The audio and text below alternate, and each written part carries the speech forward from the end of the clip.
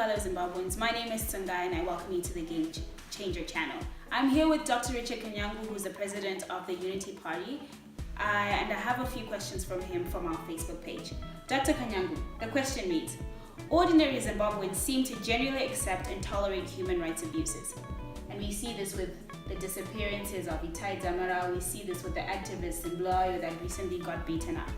How do you intend to increase awareness and put an end to the rampant human rights abuses in Zimbabwe? Thank you so much, Tsungai, for that. I think there's a very simple way of looking at it.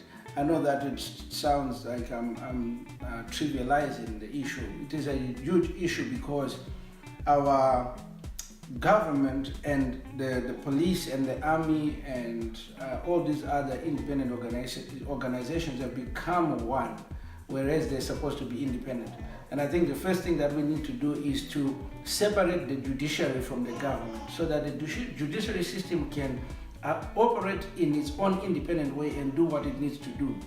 The reason why there is so much abuses is because for some reason it appears that the government condones what the police are doing and the police condone what the government is doing, and so together they are now doing all those abuses.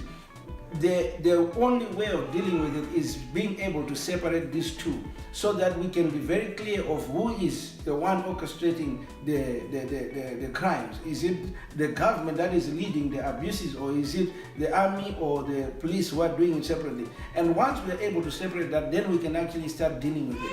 And then we also need to look at just generally education around the nation, where people need to know what are their human rights, what are their basic rights, and what do they do when those rights have been infringed? What are the causes of action? The reason why people don't feel supported right now is because when they go to the police to report these abuses, there's nothing that is being done.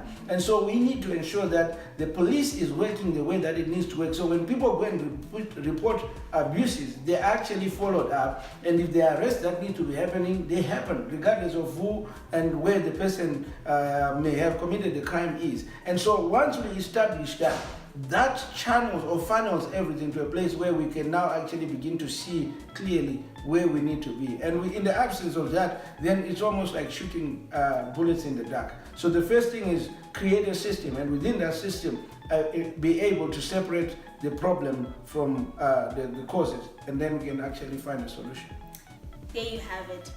Thank you for listening to our channel. Feel free to like our page on Facebook, on Instagram, and follow us on Twitter. Thank you very much and have yourself a good day.